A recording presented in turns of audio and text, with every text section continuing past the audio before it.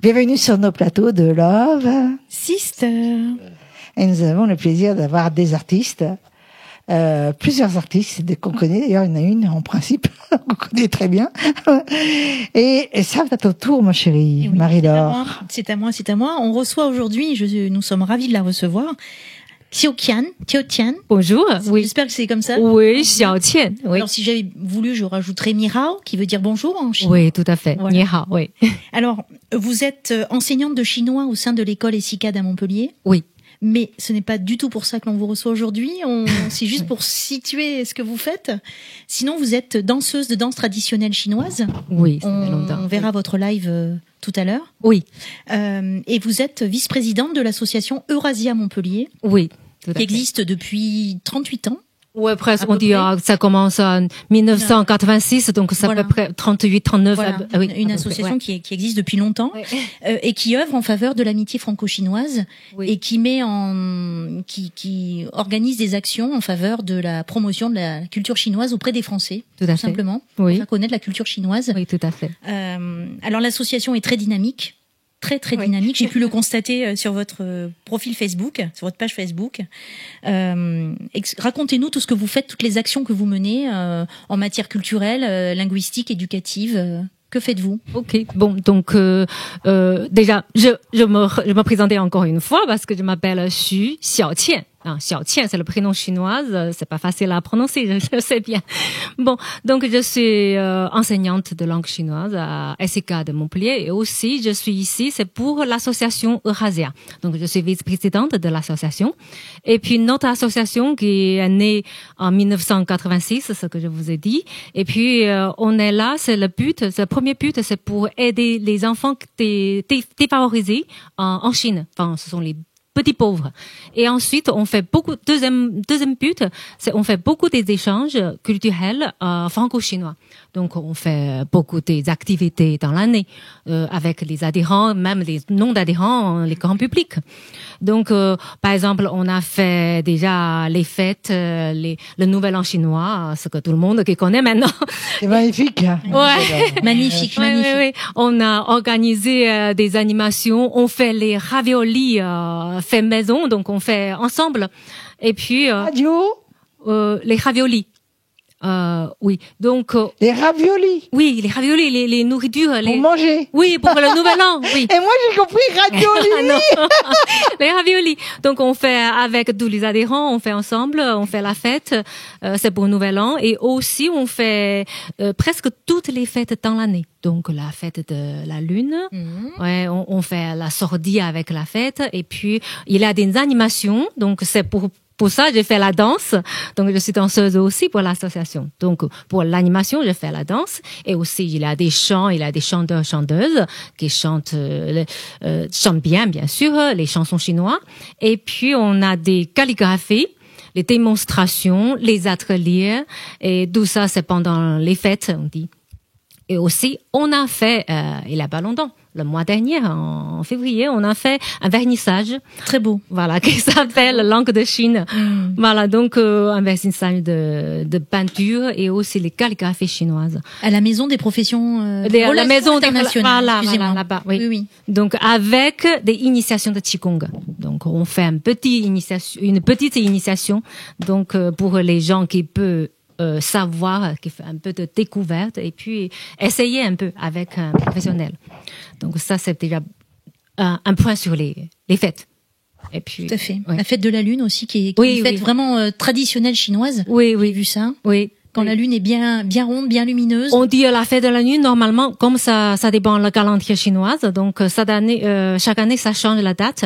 Donc, mais c'est normalement, c'est tombé dans le mois de septembre ou bien octobre. Ça dépend chaque année. C'est 15e jour du 8e mois. Oui. Lunaire. Oui, voilà, lunaire. Tout à fait. Oui, c'est ça. Donc, l'autre part, pendant l'année, notre association, on dit Eurasia, on fait aussi des cours. Donc, on a des cours chinois, bien sûr, pour les enfants, les petits, pour les adultes aussi. Donc, pour débutants et aussi les enfants chinois aussi, pour les petits chinois qui peut améliorer parce que sont nés en France. Donc, pour ne pas oublier la langue natale. Donc, pour améliorer tout ça. Donc, on a des langues chinois. Et puis, on a des cours de calligraphie et aussi des ateliers dans l'année. Et aussi, on a les autres cours dans le projet pour venir. Donc, je trouve que c'est super, inspirant de vous voir avec les Montpelliérains, vous-même, qui échangez sur votre culture, sur les cours de cuisine, les cours de calligraphie. Oui. Vous avez des échanges avec Chengdu, puisqu'il faut le rappeler. Pourquoi Chengdu? Parce que Chengdu est la ville jumelle de Montpellier, et jumelée avec Montpellier. Oui. Donc vous aidez. Expliquez-nous un peu au niveau de ce que vous faites par rapport aux enfants défavorisés de cette région de Chine. Voilà. Donc par rapport à ça, on a fait Eurasia qui fait déjà plus que 30 ans, on fait des aides, on donne les dons pour les petits, des petits chinois. On a un lien officiel avec la fondation chinoise dans la province Sichuan. Donc Sichuan, c'est la province, voilà, c'est le Chengdu, c'est la ville jumelle avec Montpellier qui est dans cette province-là. Donc, et aussi on fait des parrainages. Ça fait des années. Il y a les parrains, des parraines qui aident leur filière donc en Chine.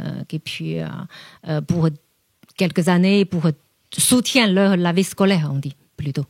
Donc ça aide beaucoup. Et aussi ce qu'on a très très touché, parce que il y en a beaucoup des les parrains qui me disent qu'ils ont reçu des lettres de des petits enfants en Chine qui a bien réussi leur scolarité, leurs études, qui est déjà dans l'université. Et la plupart des enfants, ce qui l'aide, et puis en Chine, finalement, qu'ils trouvent le premier métier, c'est médecin.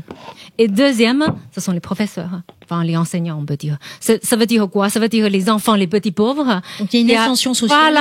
Qui a eu des aides et après qui veut donner leurs aides, leurs mains aux autres. Donc ça, c'est ce qui vous porte aussi beaucoup au niveau de l'association. Oui, tout à fait. Au-delà des cours de calligraphie, de cuisine, les fêtes que vous, ça vous porte aussi beaucoup d'aider ces enfants. Oui, ça je le comprends très bien. Oui. C'est nous vraiment touchés. Et c'est vrai qu'en ce moment, il y a un réel engouement pour la Chine. On le voit avec le spectacle qui passe partout en France, Shen Yun. Ah, Shen Yun, oui. Il y a quand même un engouement pour la Chine qui ne cesse de croître, je trouve. Et vous, au niveau des adhérents de l'association, vous avez de plus en plus d'adhérents qui adhèrent à votre association, vous le voyez, ou est-ce que... par rapport au spectacle? Non, par rapport à l'association, est-ce que vous avez de plus en plus d'adhérents? Ah oui, c'est ça. Parce que, avant, on peut dire avant le Covid, on est très très dynamique. Bon, quand même, on peut dire on est la première association chinoise à Montpellier. D'accord. Mais après Covid, comme tout le monde qui est bloqué un peu, donc les gens se sont plutôt refermés sur eux. Voilà, on se fermait et puis pendant quelques années. Et après, à partir de 2021, ça commence doucement. Et maintenant, ça à revenir. Donc maintenant, on a pas mal d'adhérents et puis les activités sont retrouvées dans l'année. Donc ça va de plus en plus dynamique. Et là, quelles sont les nouveautés dont vous pouvez nous parler au niveau des actions que vous proposez ou que vous allez proposer? Les projets, on peut dire. Les projets, tout à fait. Pour l'avenir, oui, bien sûr. Donc chaque année, on a des mêmes choses déjà de faire les cours, ce que vous avez dit, et aussi les fêtes. Toutes les fêtes, chaque année on va les refaites. Donc le Nouvel An et puis la fête de lanterne de cette année, ça va être tombé, je pense, c'est en mois octobre pour cette année. Donc on va organiser quelque chose pour les ateliers dans la journée et puis les animations. Soit plutôt pour la soirée, une animation avec des petits soit pique-nique, soit des repas convivial entre les adhérents. Voilà, donc ça c'est pour les fêtes. Et ensuite, surtout pour cette année, on a prévu pour un nouveau cours. Donc, ça s'appelle, on peut dire un cours de Qigong. Comme on a déjà vu pendant le vernissage en mois de février, donc on a déjà vu une petite initiation de Qigong et les gens qui sont vraiment intéressants.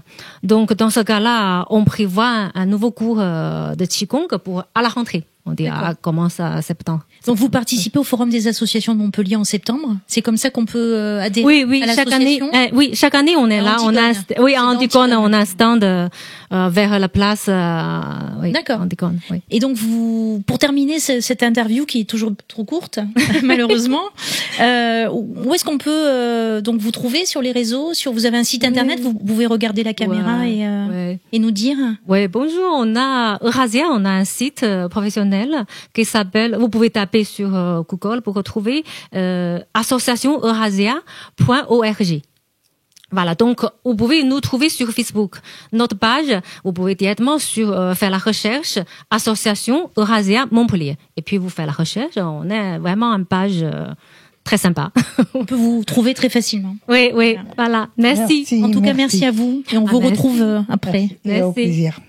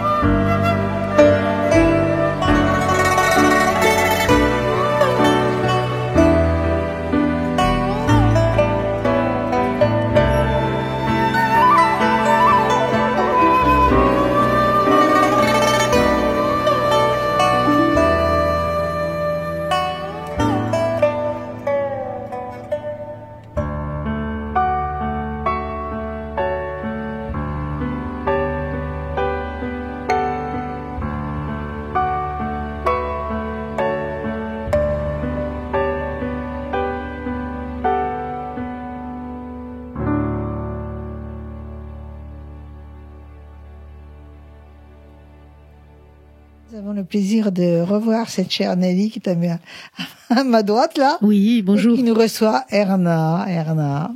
Oui, c'est moi. Voilà, donc j'ai le plaisir de recevoir Erna Dolce, que nous avons déjà reçue dans une émission précédente, mais là on vous avait reçue en tant que chanteuse du groupe Divagando. Et là nous vous recevons en tant que danseuse, professeure de danse de tango, on va dire maestra de tango, au vu du parcours que vous avez eu, qui est digne de ce nom. Voilà. Merci. Donc vous enseignez où ? Alors j'enseigne au GAM, je fais partie de la structure du GAM, qui est une structure absolument magnifique de culture. Il y a 2 écoles de danse, il y a 2 écoles de musique dans un même lieu, et il y a aussi du bien-être, du yoga. Enfin voilà, on est plusieurs artistes à être regroupés sur ce grand complexe qui s'appelle le GAM, qui est à Moguio, côté aéroport. D'accord. Vous enseignez aux petits, aux adultes Essentiellement aux adultes. Essentiellement aux adultes, ouais, d'accord. Je veux qu'il y ait une maturité, parce que le tango, c'est une danse un petit peu sensuelle. Donc, j'estime qu'il faut une certaine maturité. C'est vrai, vous avez raison. Vous avez raison parce que c'est, comme je l'avais dit précédemment dans une autre émission d'ailleurs, effectivement le tango c'est très particulier. Il y a un caractère très particulier dans cette danse, dans cette musique, et peut-être effectivement il faut une certaine maturité. Quoique des fois on voit des vidéos des tout petits. Oui, c'est super. C'est super. Mais moi, vu ce que j'enseigne, avec les gens que j'enseigne, avec les gens avec lesquels j'enseigne, effectivement, ce serait pas approprié. En général, les enfants, on leur apprend des spectacles. Et moi, j'enseigne un tango social. C'est-à-dire un tango qu'on va aller danser dans le bal. Pas forcément un tango qu'on va danser sur scène. D'accord. Donc là, quand il y a le côté social pour les enfants, c'est un petit peu plus compliqué parce qu'ils sont confrontés avec des adultes. Donc voilà, c'est un choix que j'ai fait. D'accord. Alors vous êtes aussi donc danseuse. Oui. Dans des troupes, on vous voit où en fait? Alors là, je danse un petit peu moins. J'ai un peu 50 ans quand même, et et j'ai un peu fatigué de parcourir, et là maintenant je suis plus dans le chant. Mais oui, on peut me voir danser lors de démonstrations, de festivals que je fais, et donc c'est là où on peut me voir danser. Alors qu'est-ce qui vous a attiré dans cette danse, comme on disait, particulière? Est-ce qu'il y a quelque chose qui a fait que vous êtes allé de suite là-dedans, ou est-ce que vous avez fait plusieurs parcours avec d'autres styles de... Alors, j'ai découvert le tango quand j'avais à peu près 20 ans. Et avant, j'étais danseuse professionnelle de danse contemporaine. Mais je touchais un peu à tout. J'ai fait de la danse africaine, j'ai fait du flamenco. Mais quand j'ai découvert le tango, j'ai trouvé un peu ma maison. C'est-à-dire le mode d'expression qui me convenait le mieux. Moi, je suis quelqu'un d'assez émotionnel. Et j'ai besoin d'exprimer mes émotions. Et dans la culture française, en contemporain, on me dit toujours que c'était trop. Que j'étais trop. C'était trop. Et dans le tango, en fait, c'était pas trop. C'était bien. Oui, parce qu'il n'y a pas de censure. C'est aussi ta fille, là. Voilà, ouais. C'est ça. Et c'était pas trop. Et du coup, j'ai trouvé vraiment le mode d'expression qui me convient, dans lequel je suis pleinement moi-même. Ouais, c'est vrai que... Sans censure. Voilà, j'allais vous le dire. C'est pas censuré, quoi, le tango. On peut se lâcher complètement. Et c'est vraiment l'expression des émotions, que ce soit en chant ou en danse. On livre nos émotions avec, même des fois avec emphase, avec exagération peut-être pour certains, mais moi c'est ce qui me convient. Ah oui, complètement. Vous avez fait des concours? Non, j'aime pas les concours parce que je trouve que dans l'art c'est, je sais pas, c'est pas fait pour les concours. D'accord. Non mais il y a pas de souci. Voilà. C'est vrai. Vous avez un partenaire toujours le même? Vous dansez toujours avec le même ou... Alors j'ai eu un partenaire pendant plus de 20 ans, et puis maintenant je suis vraiment seule, et j'aime aussi m'affirmer comme danseuse seule. Alors je danse avec plusieurs personnes, je danse aussi avec des filles, et j'aime ça. J'aime le côté de ne pas dépendre du couple. C'est vrai aussi. C'est bien. Et c'est très à la mode et ça me va très bien. Est-ce que vous avez un site internet? Oui, j'ai un site internet, ernadolce.com. Et puis je suis sur, s'il te plaît. Oui, ernadolce.com. Je suis aussi sur Facebook et sur Instagram, Ernadolce Pro. Est-ce qu'on va avoir le plaisir de vous voir cet été, mettons, sur scène, dans des événements Alors cet été, vous allez me voir plutôt dans le chant, mais j'ai des spectacles aussi où je chante et je danse. En fait, vous êtes une multifonction, quoi. En tout cas, dans ce domaine-là. On retrouve les dates sur les réseaux. Tout à fait. Voilà. D'accord. Toutes mes dates sur le site.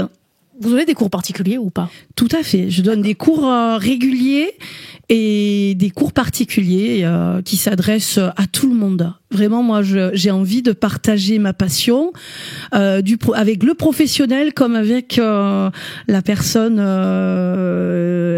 la plus débutante possible, et voire même qui aurait jamais cru qu'elle pouvait danser, et puis faire un chemin avec elle pour qu'elle se révèle dans la danse. Alors, cours particulier, ce qui veut dire que vous recevez dans une salle... dans ma salle, au GAM. Voilà, donc dans cette structure, j'ai une salle. D'accord. Une salle qui m'est dédiée et où je donne mes cours particuliers et où je donne mes cours collectifs le soir. Au niveau des demandes, il y a plus d'hommes ou de femmes? Alors, il y a beaucoup de femmes. Mais dans mes cours, je sais pas pourquoi, j'ai assez la parité. Je suis assez contente parce que j'ai assez la parité, mais j'ai beaucoup de femmes. Et j'ai de plus en plus de femmes qui veulent guider, qui ne veulent plus être guidées par les autres et qui ont envie de guider. Elles ont plus envie de faire tapisserie et d'attendre que le gars daigne les inviter. Donc elles ont pris le pouvoir, comme moi aussi j'ai pris le pouvoir et j'ai décidé de autant guider que d'être guidée. Ah, mais justement, suivant le partenaire que vous avez, il y a pas un petit fight? Ah non, on est dans la communion, on essaye de trouver une communion. Enfin, en tout cas, moi, le fight, je le refuse direct. C'est de la danse, c'est pas des arts martiaux, quoi. Donc, non, moi, je cherche la communion, et quand on y arrive, c'est tellement magique que non, on cherche pas le fight. C'est marrant parce qu'en fait, c'est une danse donc qui est beaucoup basée sur l'émotion, sur le don de soi, enfin sur l'intime. Voilà, on transpire beaucoup de choses. Mais c'est marrant parce que souvent, quand on voit les gens danser le tango, il y a un visage assez figé. Alors oui, ça dépend. En fait, déjà le tango, c'est assez. Vraiment, il y a dans la culture tango, il y a le tango qui effectivement peut être très passionné, peut être un peu dramatique. Mais dans le tango, il y a aussi des tangos beaucoup plus légers. Il y a aussi la milonga qui est très légère et très enjouée et très gaie.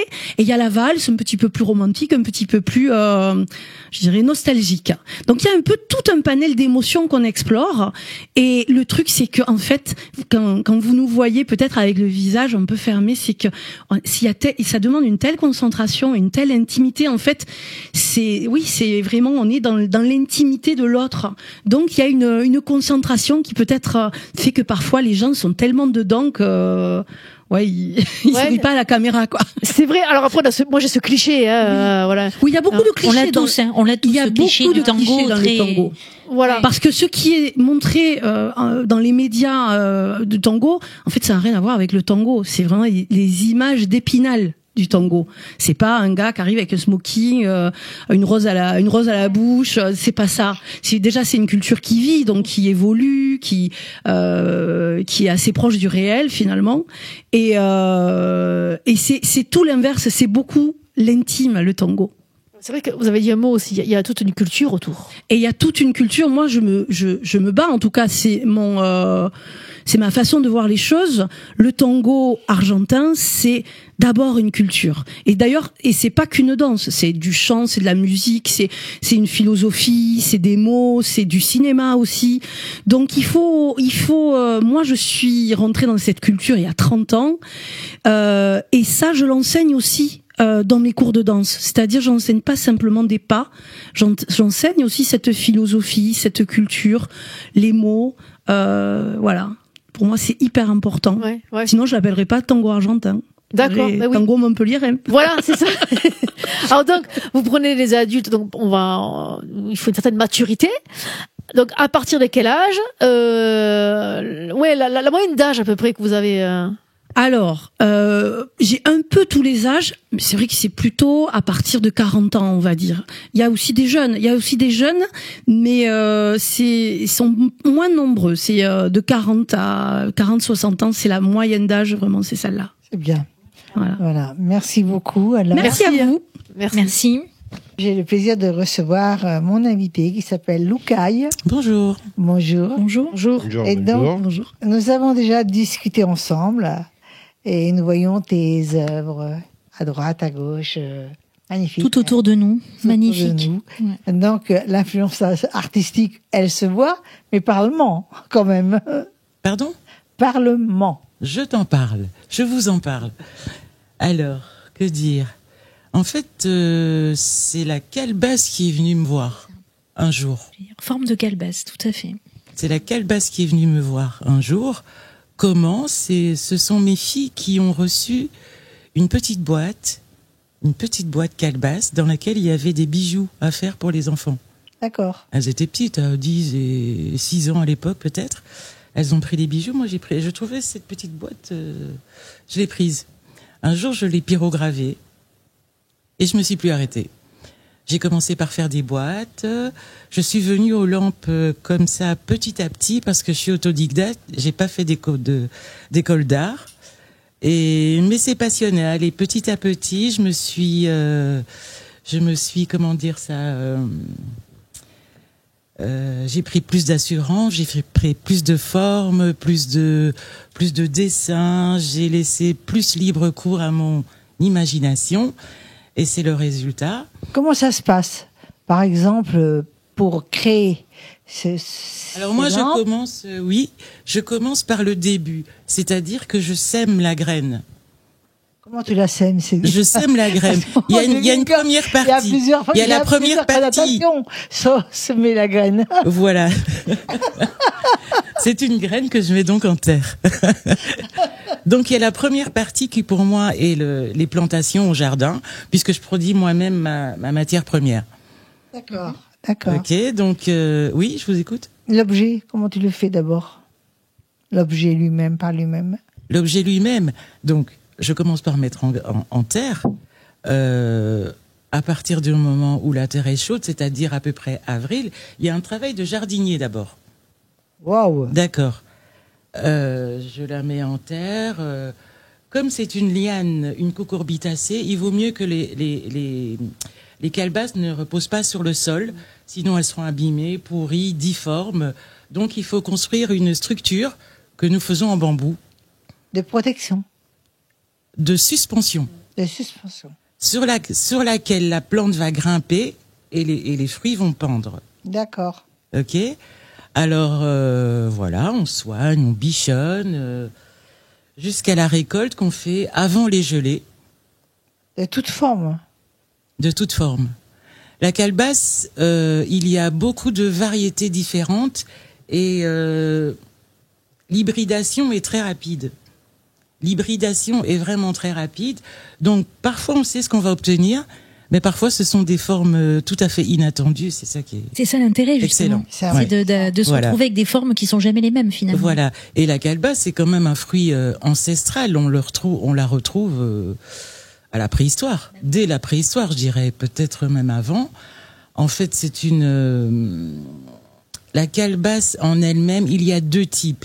Il y a la calebasse qui vient de l'arbre, le calebassier, et la calebasse d'arbre donc, et la calebasse d'herbe qui est une cucurbitacée, donc rampante.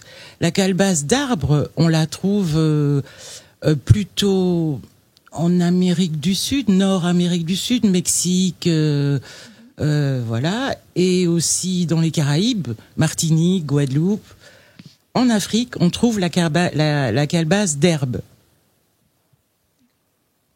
Avec ces deux plantes, on fait de toute façon une multitude de choses, autant des ustensiles de cuisine, que des plats, que des lampes, que des bijoux.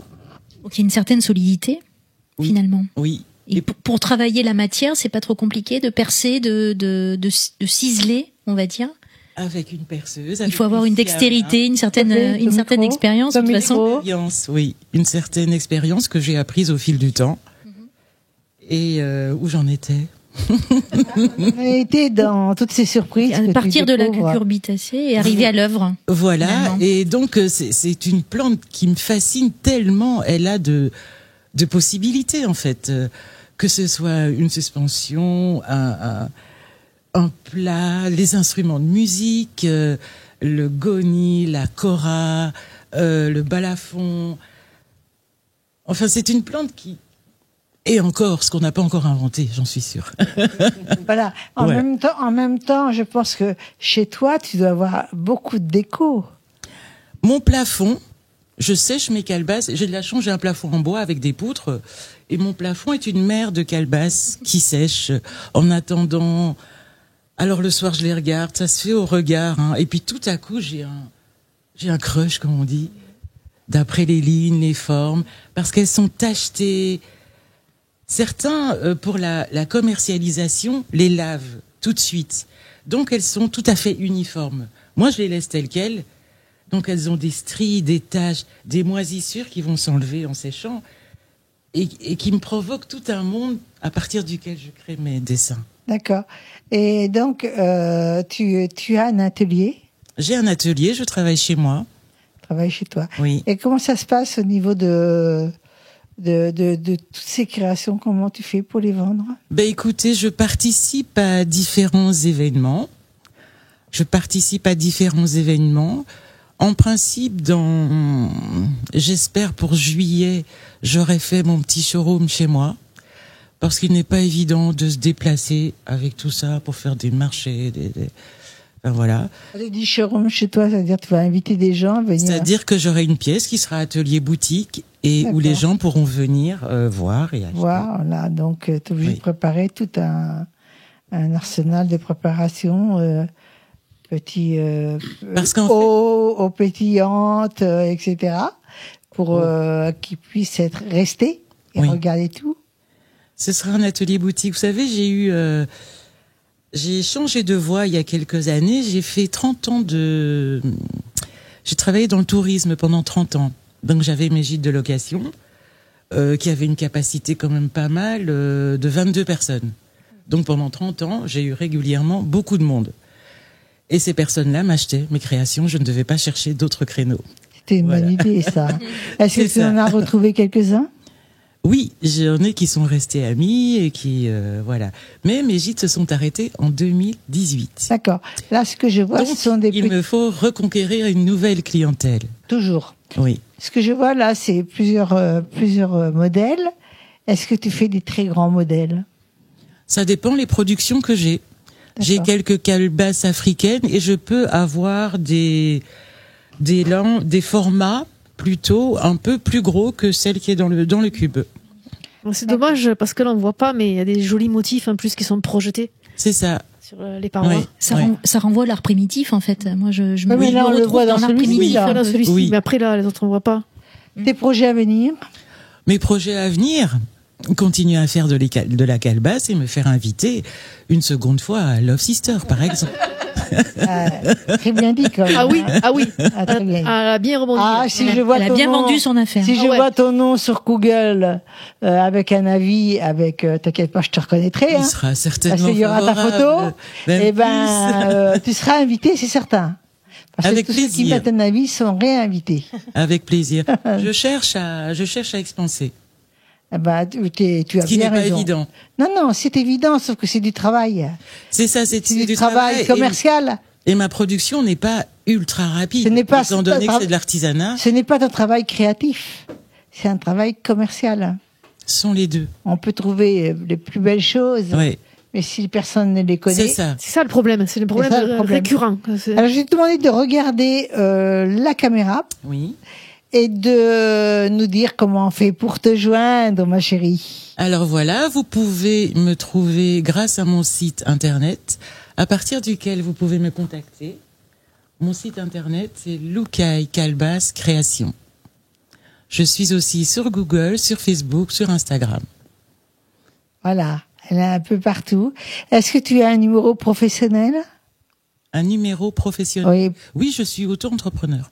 Donc, on peut donner ton numéro professionnel. Absolument. Donc, parce que si on tombe amoureux d'un de tes modèles, qu'on le veut, comme moi, quand je tombe amoureux, je le veux tout de suite. Donc, il suffit de me contacter. Oui, mais comment? Par téléphone ou par mail, vous avez numéro de téléphone, je pense qu'elle demandait, non? Oui. Ah, vous me demandez mon numéro de téléphone. Professionnel, hein? Professionnel, donc c'est le 06 61 15 00 88. Merci beaucoup et merci pour ce talent. Avec plaisir. Tu es merveilleuse. Les retours. Tu es merveilleuse. Merci. Merci beaucoup. Très beau travail. Merci. Très beau travail. J'adore. Oh là.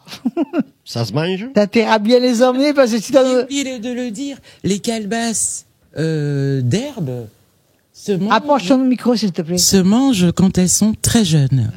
Ah, voilà. Une fonctionnalité qui n'est pas négligeable. Voilà, c'est comme... Par les temps qui courent. Voilà. Exactement. Encore un jeu de mots, quoi.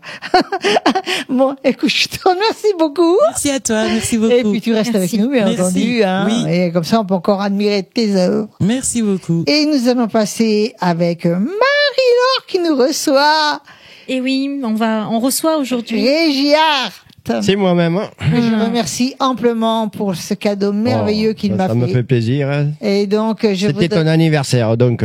C'était extraordinaire. J'en ai profité, puis. Tu as mis une sacrée chevelure, hein. Il me semble que t'en as mis une.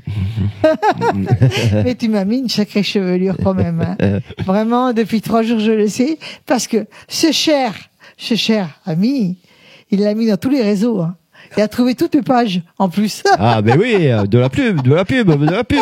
Vas-y, ma chérie, à toi la parole. Oui, donc, bonjour, Réginald Paris. Bonjour. Paris, oui. on dit? Réginaldo Paris. Réginaldo Paris. Ouais, ça mais mon vrai prénom, c'est Réginald, mais. Réginald. Mais Réginaldo, ça arrive de Barcelone, ça. Ça arrive de Barcelone. Bon, vous avez beaucoup bourlingué, on va dire. C'est le mot qui me vient, quand on regarde votre parcours. Ouais. Donc, vous êtes artiste peintre, hein, on sera douté, illustrateur. Oui. Pourquoi illustrateur? Parce que vous avez débuté par la BD. Tout à fait, ouais, à l'âge de 3 ans. Ouais. À l'âge de 3 ans, déjà. On vous connaît donc, c'est sous le pseudonyme Régie Art. Oui, actuellement, ça vous connaît, ça maintenant. que vous ressortez sur les réseaux sociaux notamment, on en parlera tout à l'heure. Vous avez vécu et travaillé pendant 18 ans à Montréal. Tout à fait. Ce qui n'est pas rien. Ouais. Vous avez vraiment, vous êtes éclaté là-bas. Ah oui, 18 hivers. 18 hivers. L'hiver doit être rude, mais pas mal, ouais. je pense qu'au niveau inspiration, ça a été prolifique pour un vous. choc, ouais, c'était un choc.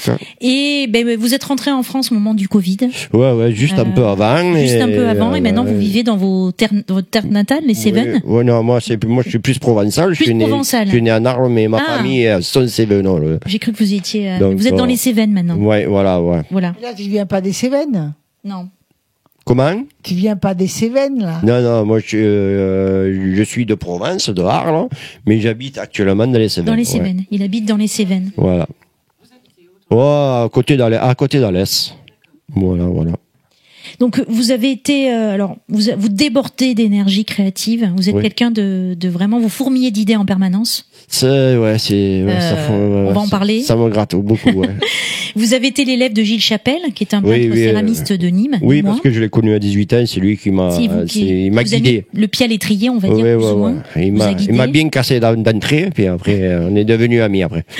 Et vous avez rencontré beaucoup de gens. Alors vous avez rencontré beaucoup de personnes au Canada, mais vous avez rencontré aussi Anselm Kiefer. Ah, ça c'est le tournant de votre carrière. C'est un célèbre artiste plasticien allemand. Tout à fait. Oui. Et on peut dire aussi, moi je suis une émission à la télé qui a parlé de ça. Wim Wenders, qui est quand même un grand réalisateur, a fait un film sur cet artiste. Oui, il y en a plusieurs même. Donc votre rencontre avec cet homme a été déterminante.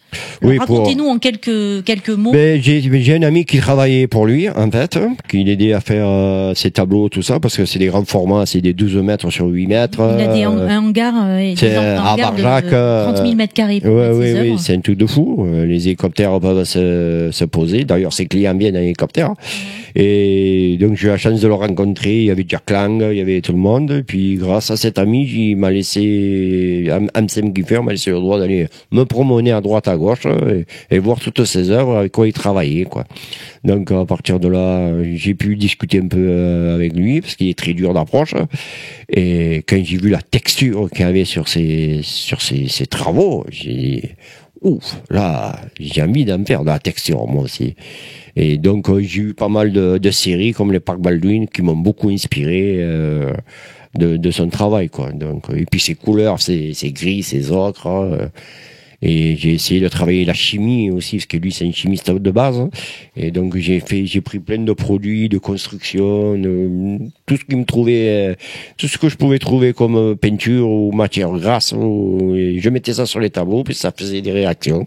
Des fois, ça marchait, des fois, ça marchait pas, mais C'est ça qui est arrivé. Tu tentais. Oui, je tentais, c'est des expériences. Alors là, on a juste vraiment un échantillon, alors très réduit de tout ce que vous faites. Vous avez des séries paysages Cévenol, vous avez des séries femmes où on peut voir des femmes. Alors moi, ça me fait plus penser à Klimt que Giacometti. Même oui, il y a beaucoup de gens le disent. Oui. Botero, on les voit pas là, mais vous avez des tableaux avec des couples enlacés, mais des couples volumineux, dans des formes un peu circulaires. Tout à fait. On peut y voir du Botero, effectivement. Oui. On peut voir plusieurs influences artistiques.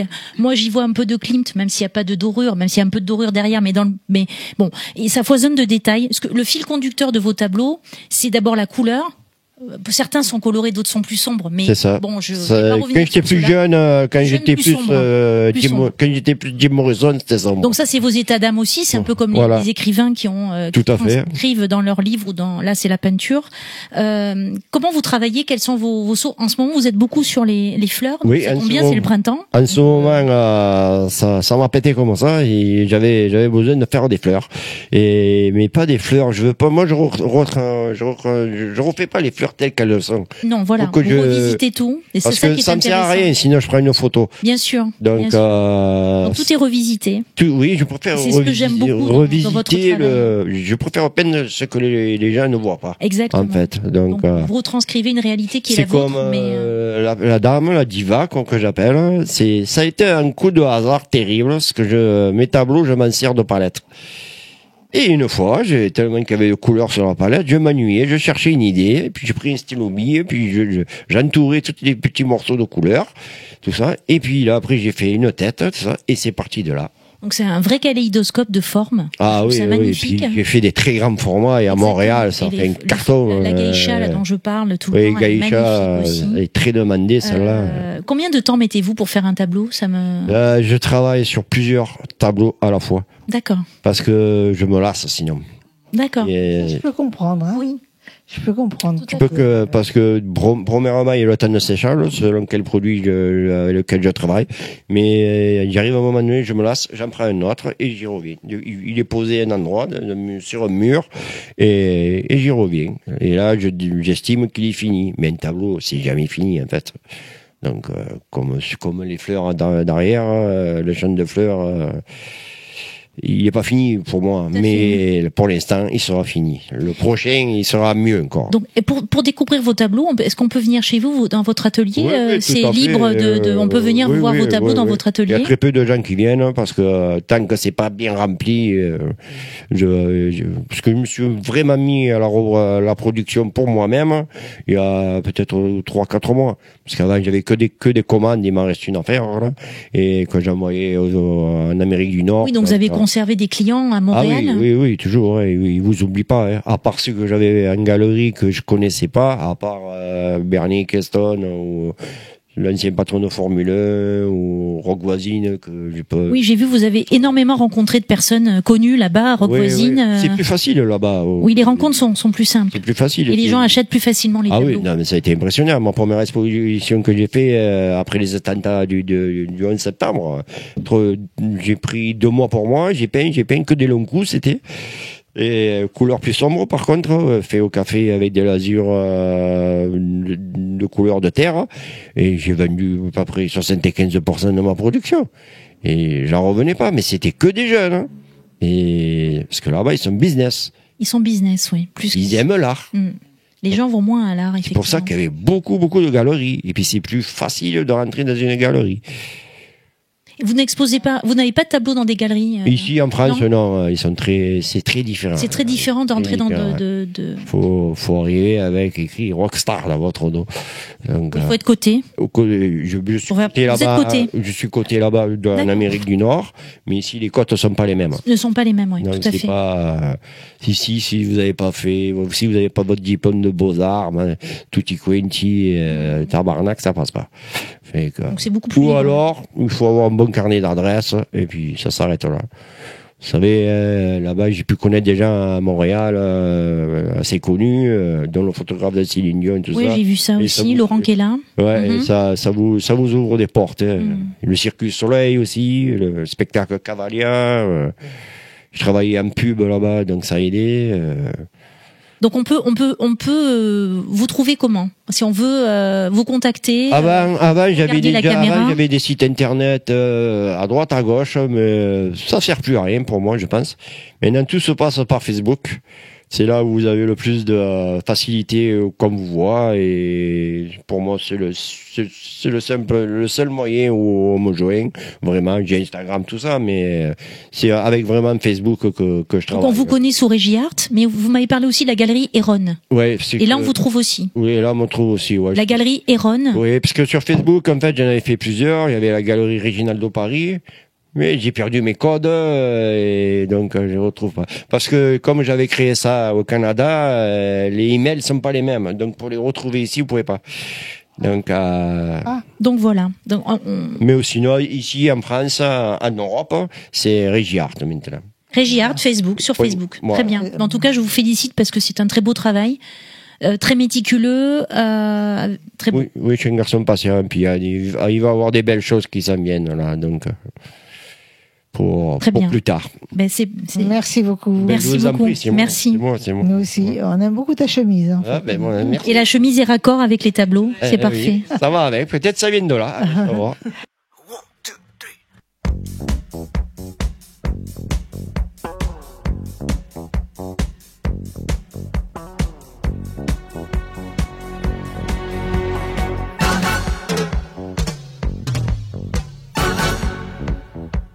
Bonjour Mimi. Bonjour Alexandre. Comment vas-tu Mimi? Eh ben bien. Donc, tu as vu quand même qu'il fait de plus en plus beau dehors. Oui, il fait de plus en plus beau. Et moi je suis assez heureux, mais par contre j'ai juste un petit problème, j'ai pas trouvé mes Santiago. Oui, je sais que tu les cherchais. En fait je sais pas où est-ce que je les ai mises dans la maison, et pourtant Dieu sait que j'aurais pu quand même chercher un peu plus longtemps, mais vous allez comprendre. Il y a une raison. Oui, il a raison, c'est qu'en fait on va parler d'un des plus beaux garçons américains qui fait de la country music. Tu comprends ça?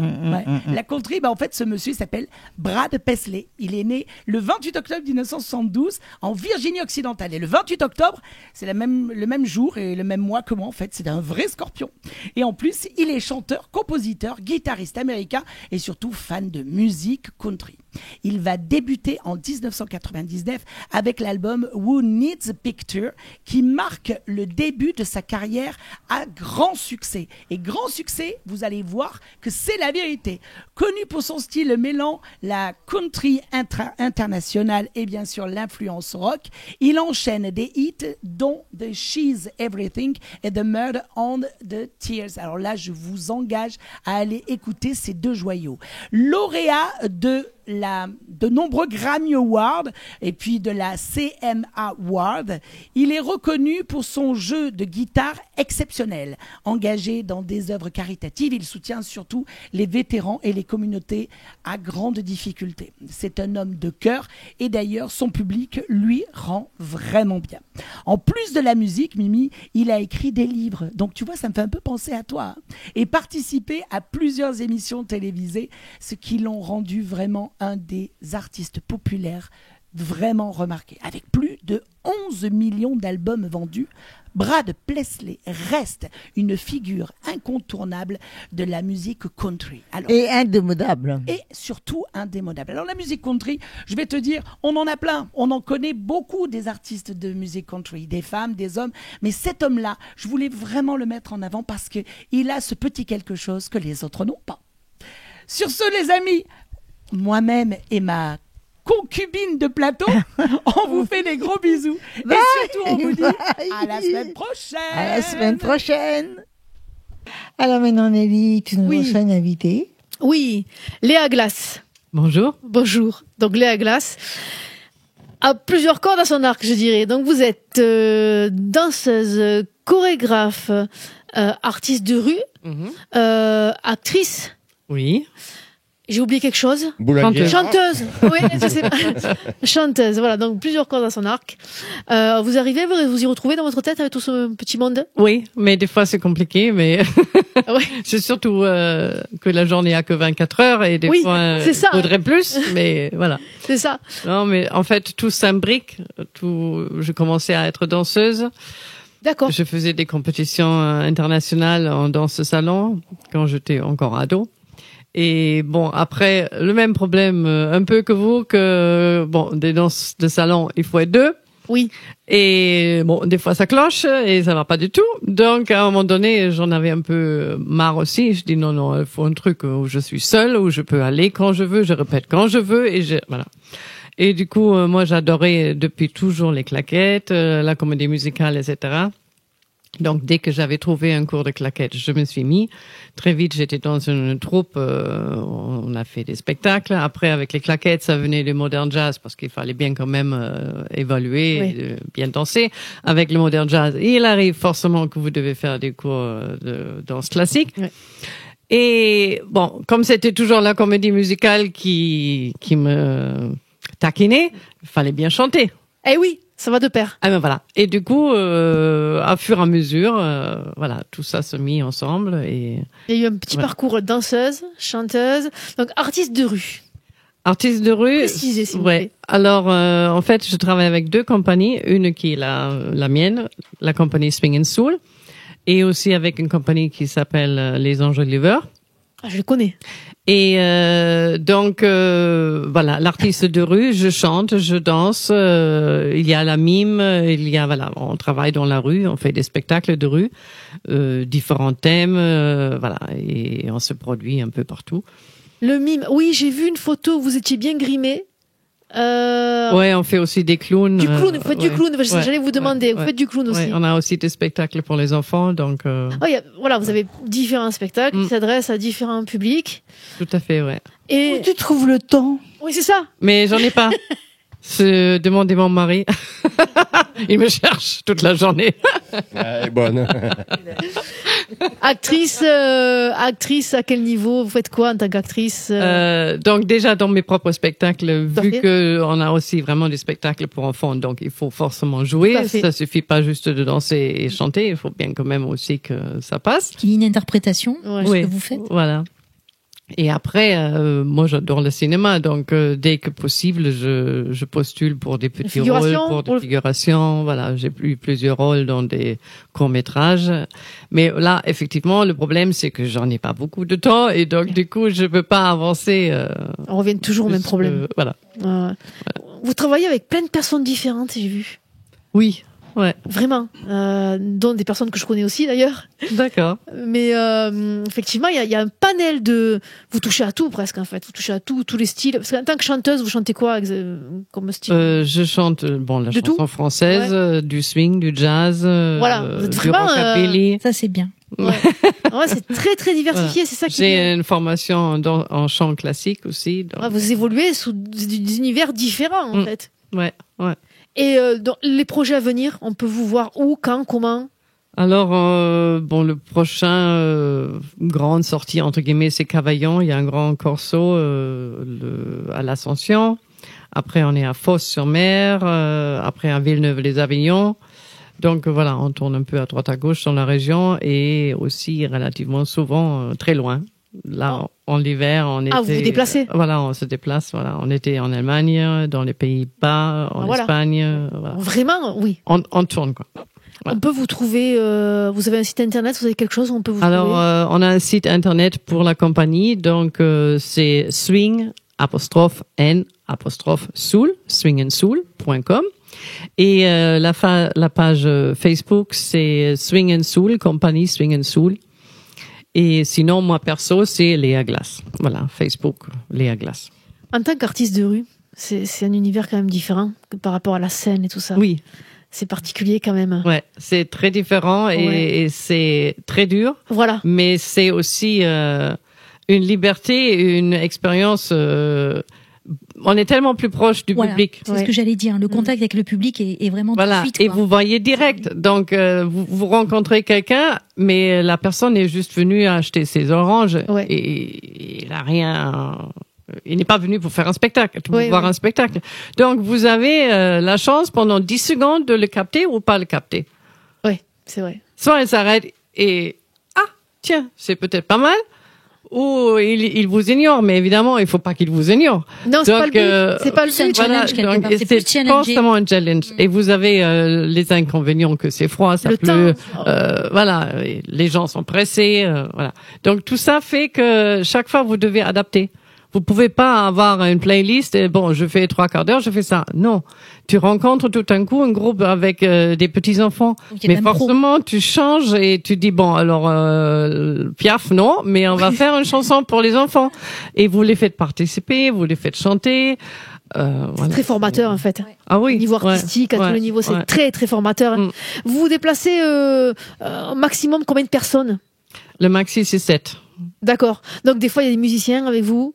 Il y a toujours des musiciens. Il y a des musiciens avec vous. Il y a d'autres danseurs. Il y a comme. Alors pour le moment, je suis la seule qui danse parce que c'est toujours un problème maintenant, malheureusement aussi de budget. J'aimerais bien avoir 2 ou 3 danseurs ou danseuses avec moi ou des échassiers comme d'autres groupes le font. Maintenant, nous, on est parti dans l'idée, on reste avec de la musique live. J'allais vous poser la question. Donc, il n'y a pas la bande qui tourne et j'en ai juste 2 musiciens et le reste, c'est des échassiers, du show. C'est très bien. Mais voilà, nous, on est parti avec, on veut faire du swing, on veut faire de la musique. Donc, voilà. C'est votre marque de fabrique. Voilà, c'est ça. C'est ce qui peut donc, faire la différence du live. Groupe, justement. Ouais, c'est vraiment du live. Et donc, bien. Du coup, voilà, avec cette personne, on est déjà assez nombreux. Si je rajoute encore des échassiers, ça devient un budget très important. Le problème, il est là. De nos jours, de toute façon, au niveau budget, tout est ric-rac. Au niveau de la culture. Les mairies. Ça sera de plus en plus ric-rac. Voilà. Et j'ai vu que vous bossez avec Benoît Albina, que je connais très très bien. Donc, j'ai fait un petit coucou. C'est vraiment un bon ami à moi. Au niveau des musiciens, donc vous avez un saxophoniste. Est-ce que ça change des fois au niveau musical? Alors, bon, suivant le thème, oui, ça change parce que j'aurais peut-être plus de cuivre pour un truc swing que pour une chanson un spectacle de chanson française. Après, ça change aussi parce que suivant le désir du client et le budget, on vient peut-être qu'en duo ou que à 4, donc voilà. Ouais, et aussi, on a, entre guillemets, le souci que tous nos musiciens, ils travaillent aussi avec d'autres groupes. Tout à fait. Donc, forcément, j'en ai pas seulement un trompettiste et un sax. Et il me faut 2 ou 3 sax et 2 ou 3 trompettes où je peux piocher. Voilà, si jamais celui-là qui travaille beaucoup avec nous n'est pas disponible. Quand vous produisez dans la rue, vous restez statique ou vous vous déplacez? Non, on se déplace en faisant la musique. Donc, au niveau instrumental, il faut pas prendre un piano, par exemple, on est mort.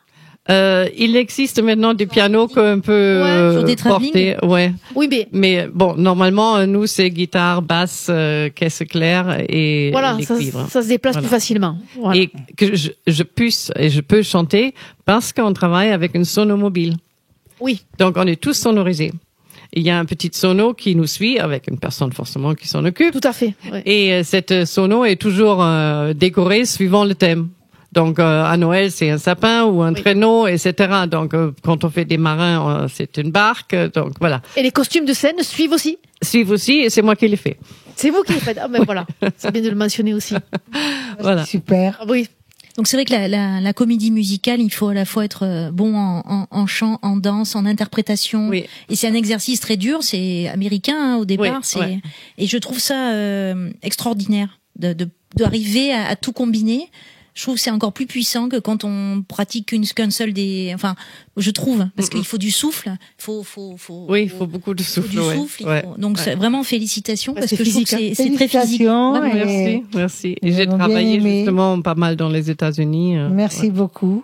Mais merci à vous. Merci. Merci pour l'invitation. Je remercie tout le monde. Merci. C'est nous qui vous remercions. C'est nous qui vous remercions aussi d'être là. Merci à tout le monde. Sans vous, on n'existe pas. Je voulais vous dire merci à toutes et à tous d'être venus. Merci beaucoup. Merci à toi. Merci encore pour ton cadeau. Ça me fait plaisir. Le prochain sera plus grand. Oui, ça sera plus grand, ça serait bien. Je vous dis à tous bye bye. Bye bye.